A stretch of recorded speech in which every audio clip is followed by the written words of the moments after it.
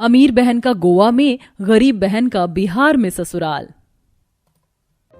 वाह, मजा आ जाएगा। मेरी शादी गोवा में होगी, मैं समुद्र देखूंगी और गोवा घूमूंगी। मैं तो अभी से एक्साइटेड हो रही हूँ। दीदी, आप अभी से ही इतनी खुशी क्यों मना रही हो गोवा जाने की?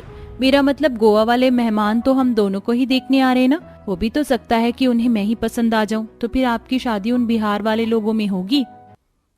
चुप कर सोनाली, मैं उन बिहारियों में शादी नहीं करूंगी। एक बात मेरी कान खोलकर सुन लेना, गोवा में तो मैं ही शादी करूंगी, और उसमें अगर तू बीच में आई तो अच्छा नहीं होगा। सोनाली, मेरी बात को कान खोलकर और दिमाग खोलकर सुन। अभी जब मेहमान आए तो तू नीचे मत आना, फिर इस तरह से वो मुझे ही पसंद कर लेंगे। लेकिन दीदी। लेकिन वेकिन कुछ नहीं, मैंने कह दिया तो बस कह दिया। मैं बड़ी बहन हूँ और इसीलिए तुझे मेरी बात को मानना पड़ेगा। ज्योतिका सोनाली से ऐसे बोलकर दूसरे कमरे में खुद तैयार होने को आ गई। ज्योतिका और सोनाली दोनों बहनें थीं। उन दोनों में बचपन से ही काफी कम प्यार था, जिसकी वजह से उनमें लड़ाई ही ज्यादा चलती रहती थी। आज भी दोनों बहनें एक रिश्ते के ऊपर झगड़ रही थीं, जो गोवा से आने वाला था। कुछ ही देर में गोवा वाले मेहमान आ गए, जिनके सामने ज्योतिका ही बंठन कराई। तो ये आपकी बेटी है। ठीक ही है। तुम बताओ बेटा आयुष्मान। मुझे भी ये रिश्ता सही लग रहा है माँ। यामिनी जी, हमें ये रिश्ता मंजूर है। जी बहुत बहुत शुक्रिया। ये इन लोगों के सामने बस ज्योतिका क्यों आई? सोनाली को भी तो मैंने बोला था। इन लोगों के जाने के बाद पूछूंगी। कुछ देर बाद ही गोवा के मेहमान यामिनी के घर से चले गए, जिसके बाद वो अपनी बेटियों के कमरे में गई और सोनाली बेटा, मैंने तो तुम दोनों से ही कहा था कि मेहमानों के पास आ जाना, और ज्यादा तो मैं तुझे ही चाह रही थी कि वो लोग तुझे पसंद कर लें। अगर वो तुझे पसंद कर लेते तो तू गोवा जा पाती, जहाँ तू बचपन से जाना चाहती है। हाँ माँ, मैं समझ रही हूँ कि आप क्या बोल रही हो, लेकिन मैं बस इसीलिए बाहर नहीं आई क्योंकि मुझे लगा पहले दीदी का रिश्ता पक्का होना सही है। कोई बात नहीं माँ, अगर गोवा वाले मेहमानों ने दीदी को पसंद कर लिया तो, और ये तो अच्छी ही बात है। मैं बिहार वाले मेहमानों के यहाँ भी शादी को तैयार हूँ। धारा सोनाली का चेहरा बस यूं ही देखती रह गई। सोनाली ने अपनी बहन की धमकियां अपनी मां को नहीं बताई और वो बिहार में भी शादी करने को राजी हो गई। 1-2 दिन बाद बिहारी लोग भी धारा के घर सोनाली को देखने आ गए, जहां पहली नजर में सोनाली उन्हें पसंद आ गई। और फिर तुम्हारी बेटी तो बहना बहुत ही सोनी है। मुझे पंजाबी नहीं आती, बस जरा सी बोल रहा हूँ। चुप रहिए आप। बहन, इन्हें तो ऐसे ही मजाक की ही लगी रहती। मैं बताती हूँ, हमें ये रिश्ता मंजूर है। आपका बहुत बहुत शुक्रिया जी। यामिनी बहुत ज्यादा खुश हुई क्योंकि उसकी दोनों ही बेटियों का रिश्ता पक्का हो गया था। देखते ही देखते यामिनी का अपनी बेटियों के साथ सफर खत्म हुआ और वो दिन भी आया जब वो दोनों विदा होकर अपने अपने ससुराल चली गई। अब उन दोनों की ही शादी को लगभग 1 हफ्ता होने को आया था और उनका अपने ससुराल में कुछ ऐसा हाल था। कितना सुंदर समुद्र दिखाई देता है मेरी खिड़की से, लेकिन इस 1 हफ्ते गोवा में रहकर भी मैं एक बार भी बीच पर नहीं गई हूँ। क्या हुआ? क्या बात है? हमारी शादी को पूरा 1 हफ्ता होने को आया है, लेकिन इस 1 हफ्ते में एक बार भी हम घूमने नहीं गए। आयुष्मान, चलिए ना आज कहीं घूमने चलते हैं। पागल मत बनो ज्योतिका, मेरे पास ऐसे घूमने फिरने का वक्त नहीं है। मुझे काम पर जाना है। आप यही कहते हो। जब जाना है तो जाना है। अच्छा, मैं चलता हूँ। हाँ, मैं चाहे कितना ही कह लूं, लेकिन मेरे पति के लिए हमेशा काम ही मुझसे ज्यादा इम्पोर्टेंट है। अब फिर से मैं अकेली हो गई। अब मैं क्या करूंगी? ज्योतिका अपने ससुराल में बोर हो रही थी। वैसे तो उसके ससुराल में सहूलियत और नए जमाने की हर एक चीज थी, लेकिन फिर भी उसके घर में उसका दिल लगाने वाला कोई नहीं था। कुछ देर अपने कमरे में बैठने के बाद ज्योतिका कमरे से बाहर आई, जहां उसने देखा कि उसकी सास सोफा पर बैठी हुई है। चलो कुछ देर माँ जी से ही बात कर लेती हूँ। ज्योतिका अपनी सास के बराबर में जाकर बैठ गई। माँ जी, क्या कर रही हो? Online shopping. क्या है, क्यों मेरी साइड में आकर बैठ गई है? माँ जी, वो मैं बोर हो रही थी इसीलिए। मुझे पसंद नहीं है कि कोई मेरे पर्सनल कामों में अपना पांव अड़ाए। जा यहाँ से। धारा ने ज्योतिका को अपने पास नहीं बैठने दिया, जिससे कि वो बेचारी उदास होकर अपने कमरे में ही आ गई। एक तरफ ज्योतिका की जिंदगी ऐसे मायूस सी गुजर रही थी, तो वहीं दूसरी तरफ उसकी बहन। वाह माँ जी, ये बिहार के मशहूर छोटी मछली के साथ चावल तो बड़े ही स्वादिष्ट लगते, लेकिन अब इन्हें खाने के बाद मन कर रहा है कि कुछ मीठा भी होता। सच में मजा ही आ जाता। लो तो फिर खुलकर मजा लो। ससुर जी, आप खाना खाते ही कहाँ चले गए थे? मैं जानता हूँ कि मेरी बहू रानी का खाना खाने के बाद मीठा खाने का दिल करता है, जिसकी वजह से मैं तेरे लिए आइसक्रीम लेने गया था। चलो सभी खाएंगे, मैं काफी सारी लाया हूँ। केसरी के बोलने पर जल्दी जल्दी से सोनाली ने आइसक्रीम निकालकर सभी घर वालों को देनी शुरू कर दी और फिर सब ने बैठकर आइसक्रीम खाई। बहू इतनी उम्र हो गई लेकिन कभी ये समझ नहीं आया कि ससुराल ये इतनी स्वादिष्ट चीज बनती कैसे है। हाँ हाँ बाबा, मुझे आती है आइसक्रीम बनानी। किसी दिन मैं आपको घर में बनाकर आइसक्रीम खिलाऊंगी। तब तो और भी मजा आएगा। अरे भूमिका बेटा, जरा घर की पुरानी फोटोओं की एल्बम निकाल कर ले आ। इस वक्त सभी एक साथ हैं तो फोटो देखेंगे। मुझे देखने हैं। कहाँ है एल्बम माँ जी? मुझे बताइए, मैं निकाल लाती हूँ। देख, अलमारी के लॉकर में रखा है। सोनाली पुरानी फोटो एल्बम निकाल कर ले आई, जहां सभी जमीन पर रखकर फोटोज देखने लगे। बहू, ये तस्वीर देख, मोहन के बचपन की है। माँ, कहीं ये वही फोटो तो नहीं जिसमें मेरी नाक बह रही है? माँ, ये वाली मत दिखाना। अच्छा, फिर तो मैं जरूर देखूंगी। कितनी सारी नाक बह रही है। मोहन जी, वैसे जैसे आप जवानी में हो, बचपन में तो ऐसे बिल्कुल नहीं थे। अच्छा, तो जवानी में अच्छा हूँ या बचपन? ऑफ कोर्स बचपन। सभी ऐसे ही खट्टी मीठी बातें कर रहे थे। देख बहू, ये मेरी जवानी की तस्वीर है। ये तस्वीर मेरी पहली रसोई पर मेरी जेठानी ने खींची थी। हाँ माँ, आप कितनी सुंदर हो, और बाबा को तो देखो कितने अच्छे लग रहे हैं। आपका बेटा आप पर जरा भी नहीं गया। तुम तो बस मुझे ऐसे ही कहना। सभी ने ऐसे ही काफी देर तक फोटो देखे और खूब पुरानी यादों को सोनाली के सामने ताजा किया। अभी वो फोटो देख ही रहे थे कि तभी एक फोटो भूमिका का आया। भाभी, ये जब की फोटो है जब मैं स्कूल से गोवा गई थी। गोवा? क्या हुआ सोनाली, क्या बात है? कुछ नहीं, बस गोवा। नहीं, कुछ नहीं। सोनाली का गोवा को सुनकर मन सा भर आया। कुछ देर फोटोज देखने के बाद उन्होंने एल्बम समेट दी और फिर सोनाली वापस से अपने परिवार में मगन हो गई। ऐसे ही सिलसिला जारी था। सोनाली का परिवार गरीब था, लेकिन फिर भी वो उसके साथ खुश रहती थी। वहीं दूसरी तरफ ज्योतिका का ससुराल अमीर होने के बावजूद उसकी जिंदगी में खुशियां नहीं थी। ऐसे ही आज के दिन।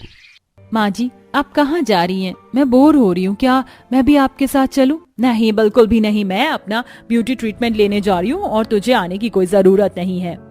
आज भी धारा ज्योतिका को उदास छोड़कर खुद अपने ब्यूटी ट्रीटमेंट लेने को चली गई, जिसके बाद ज्योतिका घर में ही बोर हुई। तो वहीं दूसरी तरफ, माँ, मैंने पता लगा लिया है कि सोनाली गोवा का नाम सुनकर क्यों उदास हो गई थी।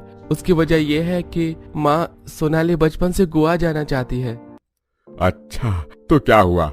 हम लेकर जाएंगे अपनी बहू को गोवा।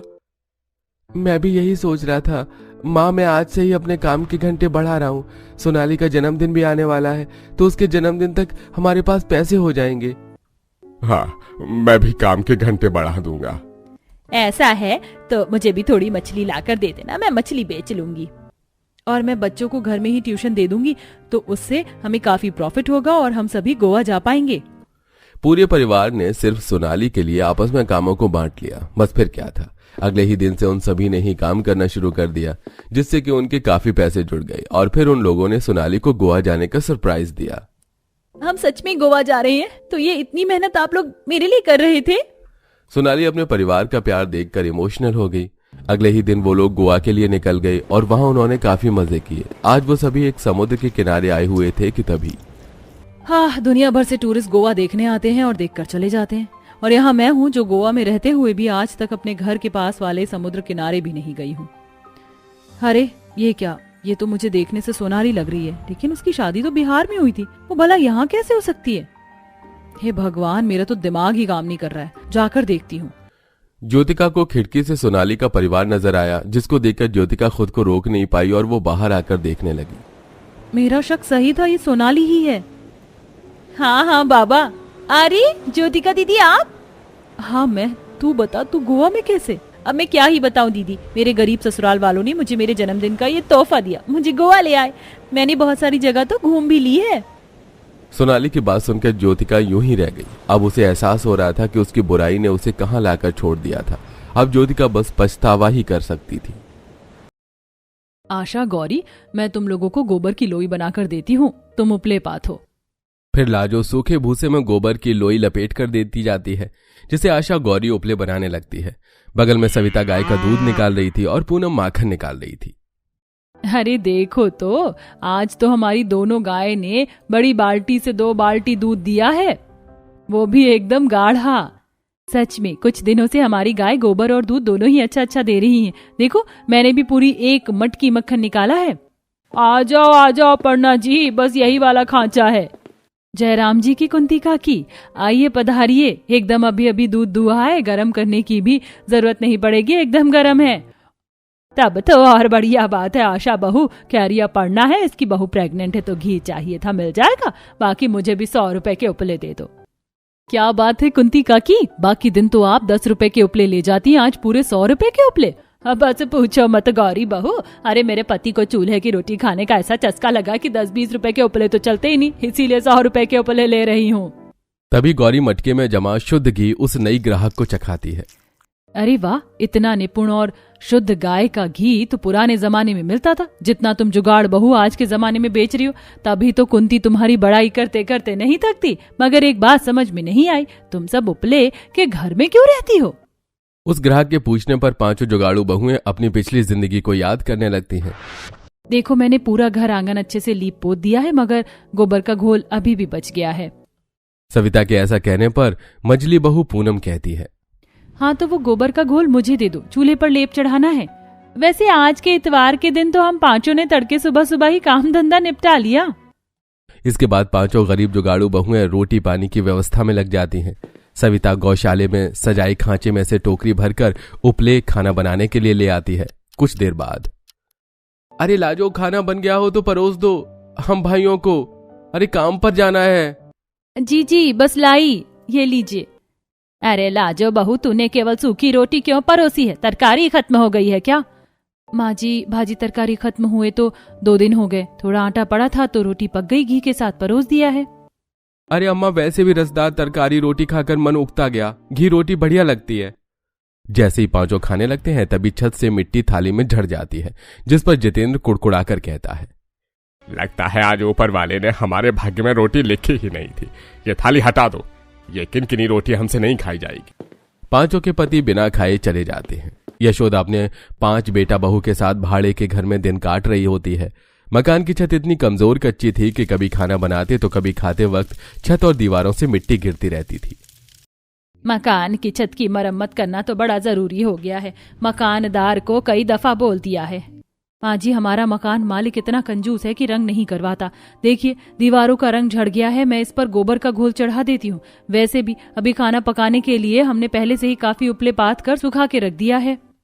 अब 5 जुगाड़ू बहू गोबर का घोल बनाकर उसे दीवार और छत पर मोटा परत चढ़ा देती हैं, जिस पर पड़ोसन कुंती किचकिच करने लगती है। इन 3rd क्लास लुगाइयों ने तो आफत मचा रखी है, इतनी गंदी गोबर की महक आ रही है। पड़ोसन गुस्से में मकान मालिक को फोन मारकर 1-2 शिकायत लगाती है। मकान मालिक कुछ ही देर में धमक पड़ता है और मकान खाली करने की धमकी देता है। छी, अरे तुम गंवार लुगाइयों ने मेरा मकान क्या गोबर खाना नजर आता है? पूरे जगह में गोबर फैला दिया है। या तो तुम इन गायों को बेच डालो या फिर मेरा मकान खाली कर दो भैया। ठीक है, कर देंगे। वैसे भी आपके मकान में कुछ खास रखा नहीं है मकान मालिक जी, हम दोगुना किराया देते हैं आंगन में अपनी गाय बांधने के लिए। जब हमारी गाय नहीं रहेंगी तो यहाँ रहने का क्या फायदा? ये सुनते ही मकान मालिक मन में तोल मोल करता है। अगर इन गरीब सास बहू ने मकान खाली कर दिया तो जो भी किराया आ रहा है वो भी इस झोपड़े में नहीं आएगा। अरे तुम तो गुस्सा गई, मैं तो बस ये कह रहा था कि तुम्हारे कारण पड़ोसी परेशान ना हो। मकान मालिक चला जाता है। वहीं अगले दिन कुंती अपने यहाँ सत्यनारायण भगवान की कथा करवाती है। पांडे जी, ये लीजिए, 56 भोग तैयार हो गया है। क्षमा कीजिए कुंती बहन, लेकिन इस प्रसाद से भोग नहीं लग सकता। मगर क्यों पंडित जी, मैंने अपनी नजर की देखरेख में नौकर चाकर से गैस चूल्हे पर बनवाया है। यही तो मसला है कुंती बहन। सत्यनारायण भगवान की कथा का प्रसाद गौ माता के शुद्ध गोबर के उपलों और मिट्टी के चूल्हे पर बनता है और पकवान भी गाय के शुद्ध घी में ही छाने जाते हैं। ऐसी पूजा मैं नहीं करवा सकता। ये बोलकर पंडित जी जाने लगते हैं। तभी कुंती के दरवाजे पर 5 बहू उपले, चूल्हा, घी लेके आ जाती हैं। पंडित जी ठहर जाइए, हम 5 पूजा का मुहूर्त खत्म होने से पहले प्रसाद बना देंगे। कुछ देर में 5 स्वादिष्ट प्रसाद बनाते हैं, जिससे कुंती का मन पिघल जाता है। बहुआ मुझे माफ कर देना, मेरे दिल में तुम पांचों के लिए खटास भरी थी, मगर तुमने साबित कर दिया कि एक पड़ोसी ही दूसरे पड़ोसी के काम आता है। अब कुंती डेयरी सफल से घी पनीर खरीदने के बजाय पांचों जुगाड़ू बहुओं से घी लेने लगती है। अरे वाह, बड़ा शुद्ध घी बनाती हो तुम पांचों तो, मगर उपले पर खाना बनाने में धुआं नहीं लगता आशा बहू। हमें तो शुरू से आदत है आंटी जी, गाय और गोबर के बीच में पली बड़ी है, मगर चूल्हे की रोटी बड़ी सौंधी बनती है, खाकर जाना आप भी। जैसे कुंती उपलों की बनी रोटी खाती है तो तरफदारी करती है। सच में इन उपलों के ईंधन पर बनी रोटी में कितनी मिठास है। ऐसा करो, 20 के उपले मुझे भी दे दो। गौरी 20 रुपए के उपले बोरी में गिन देती है। तभी कुंती आंगन के दूसरे हिस्से में हरी भरी खेती देखती है। अरे वाह, तुम जुगाड़ू बहुओं ने तो आंगन में बड़ी बढ़िया तुरई भिंडी लौकी की खेती की है, कितना खाद डाला है। तभी कुंती के पूछने पर पूनम कहती है, कुंती आंटी, हमने तो जुगाड़ से गोबर का खाद बनाया है, ये खेती के लिए सबसे लाभकारी है।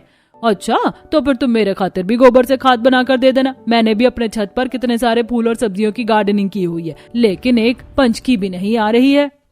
अब पूनम गोबर से खाद बनाकर कुंती को बेच देती है। धीरे धीरे पड़ोसी भी कुंती की देखा देखी डेयरी के बजाय जुगाड़ू बहू से उपले घी मक्खन खरीद कर ले जाते थे। देख रही हो, अब हम बहुएं उपले और घी मक्खन बेचकर अच्छा खासा लाभ अर्जित करने लगी हैं। बस थोड़े पैसे जोड़कर हम ये मकान भी ठीक करवा लेंगे। बेचारी पांचों जुगाड़ू बहुओं की जिंदगी अब पटरी पर आनी शुरू हुई थी कि एक दिन उनके मकान की दीवार ढह जाती है। आज तो हम सब बाल बाल बच गई, वरना अगर समय रहते बाहर नहीं निकलती तो क्या होता। मगर हमारे घर की चारों दीवारी तो चूर चूर हो गई है, अब क्या करेंगी हम। तभी लाजो सविता का ध्यान गौशाला के ऊपर जाता है, जिस पर उन्होंने उपलों से छज्जा बनाया होता है, जिससे उन्हें उपलों का घर बनाने का ख्याल आता है। अरे ये जुगाड़ हमें पहले क्यों नहीं आया। हो गया मसला खत्म। जिस तरह हमने गौशाला बनाया है वैसे उपलों से अपने लिए घर बनाकर रह सकते। इस तरह बिना छत के खुले में ही रहने से अच्छा तो हम लोग उपलों के घर बना ले। पांचों बहुएं अब उपलों का घर बनाने में जुट जाती हैं। 2 बहुएं उपलों की छत बनाती हैं और फिर उन्हें घास मिट्टी का गोल बनाकर कच्ची ईंटी पर सूखे उपले चिपकाकर दीवार बनाती हैं और अब उसी के अंदर रहने लगती हैं। सच में तुम पांचों बहू ने बड़ा ही कठिन और दुख भरा वक्त देखा है, मगर जुगाड़ लगाकर तुमने अपनी जिंदगी आसान कर ली, ये बड़ी बात है। इस तरह धीरे धीरे पांचों जुगाड़ू बहुओं के पास और भी ग्राहक जुड़ने लगते हैं, जिससे वो पुरानी संस्कृति और परंपरा को फिर से जी पाते हैं, क्योंकि हर आंगन में चूल्हा जो जलने लगा था।